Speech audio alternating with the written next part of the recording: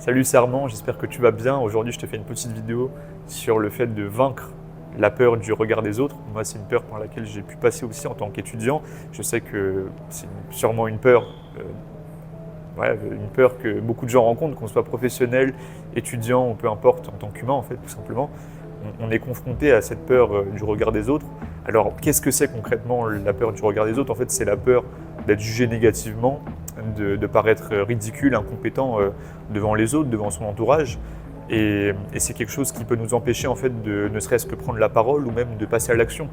Et c'est quelque chose de très problématique quand on y pense, parce que si on part de ce principe, si on ne fait que de prendre en compte la vie extérieure, donc le regard des autres, et en fait on néglige notre propre avis, notre avis intérieur, et si on continue sur cette lancée, ça fait qu'à la fin on doit juste se conformer toujours aux attentes des autres, et on commence à vivre en fonction des autres aussi. On arrête de vivre comme nous on a envie de l'entendre.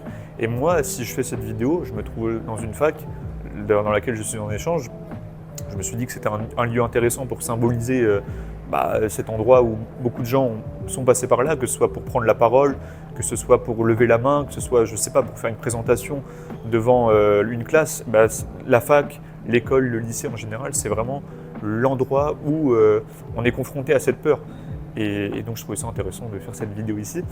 Mais je voulais aussi te partager quelques astuces dans cette vidéo.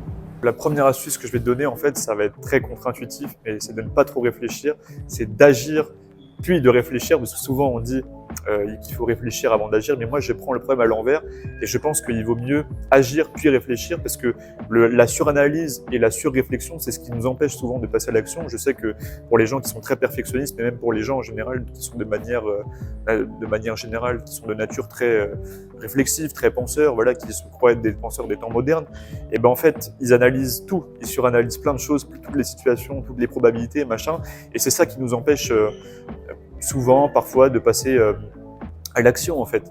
Et si tu passes outre ça, tu vas voir que tu vas te confronter à des bonnes surprises. À part si vraiment tu es dans l'illégalité et que tu es là, tu fais des choses qui moralement ne sont pas très acceptables, mais en général ça se passe bien.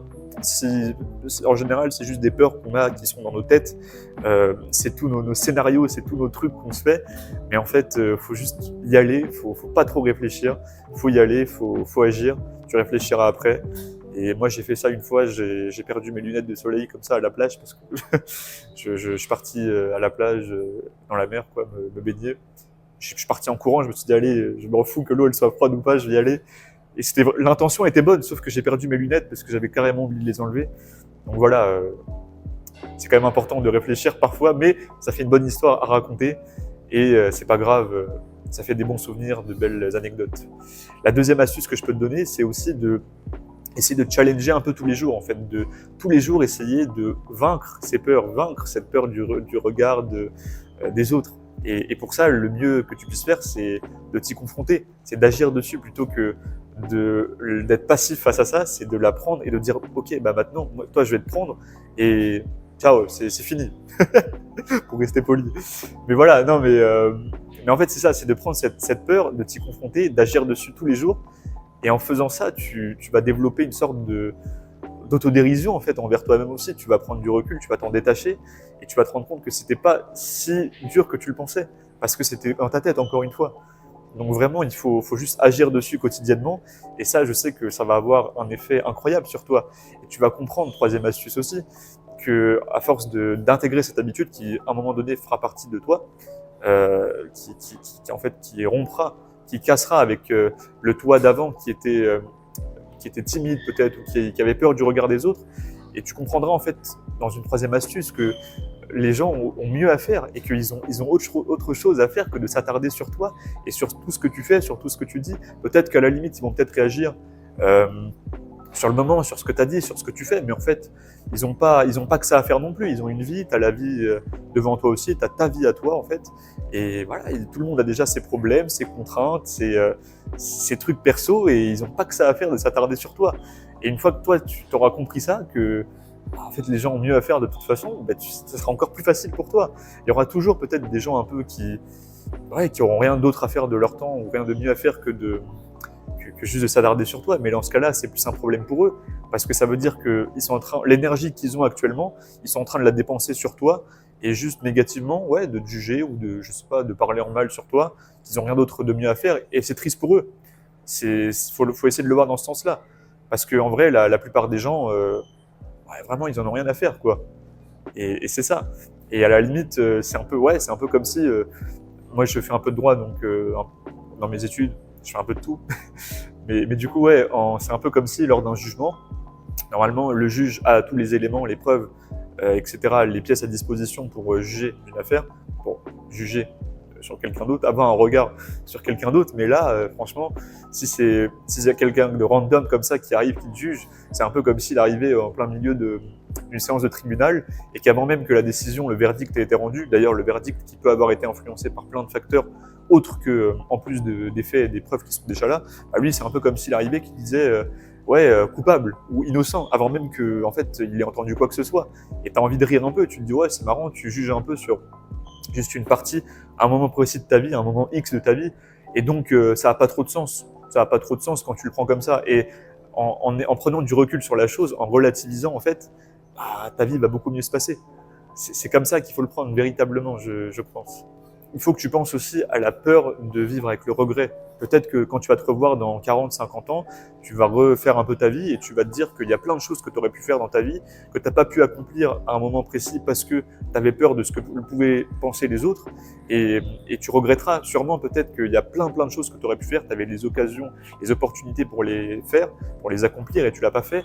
Et ça aussi, c'est une peur qui devrait t'animer. Moi, je sais que c'est un truc qui me fait réfléchir aussi. J'ai pas envie d'arriver dans 40, 50 ans et de me dire que j'aurais pu faire plein de choses que j'ai pas faites. Et ça aussi, voilà, te dire que vraiment, ouais, d'y aller, fonce, quoi, fonce. C'est ça l'idée. C'est l'idée, c'est de pas regretter. Il faut se dire qu'un échec, ça vaudra toujours mieux qu'un « et si ». Parce que l'échec, au moins, tu sais à quoi t'attendre, tu l'auras vécu, tu seras passé à autre chose. Mais le « et si », il restera mystérieux et il restera résolu à jamais. Et tu sauras jamais, tu resteras toujours anxieux. Tu pourras toujours te refaire les 40, 50 000 scénarios, te dire « mais j'aurais pu faire ci, j'aurais pu faire ça, il aurait pu se passer ci, ça ». Mais en fait, tu l'as pas fait, donc t'en sais rien. Et autant le faire. Autant le faire et tu verras plus tard. Peut-être que tu auras des bons ou des mauvais souvenirs, mais tu ne pourras que le savoir une fois que tu l'auras fait. Et la dernière astuce que j'aimerais te donner, c'est juste de prendre en compte ton avis avant les autres. C'est ton avis à toi qui compte avant tout. C'est ta vie à toi, c'est la tienne, et elle t'appartient, elle te revient à toi seul. Il ne faut absolument pas que tu laisses ce privilège à quelqu'un d'autre. Cette vie, elle ne t'appartient qu'à toi. C'est la tienne, vraiment, on retient ça. Ne vis pas la vie de quelqu'un d'autre, vis ta vie, vis ce que tu veux vivre, vivre ouais, ce que tu veux faire, et te pose pas trop de questions. Enfin, c'est bien de se poser des questions. Là, tu peux poser la question de te demander, ok, moi je veux vivre ma vie, qu'est-ce que je veux faire de ma vie, qu'est-ce que je veux accomplir, et ensuite essaye d'aller vers ça. Et une fois que tes actions, tes trucs se porteront vers ça, bah, tu vas voir que tu te porteras vraiment très bien, et tu seras hyper content, hyper heureux, hyper épanoui. Je te le souhaite, et je l'espère sincèrement pour toi en tout cas. Moi, voilà, c'est quelque chose, c'est 4-5 astuces que j'ai pu te partager qui m'ont été, bon, ça a carrément coupé, mais ce que je disais, c'est que ces 4-5 astuces que je t'ai partagées, elles m'ont été utiles, moi, dans mon cheminement, dans mon apprentissage, et j'espère vraiment qu'elles t'apporteront aussi. Si c'est le cas, j'en serais ravi. Et voilà, je pense que c'est un peu tout pour cette vidéo.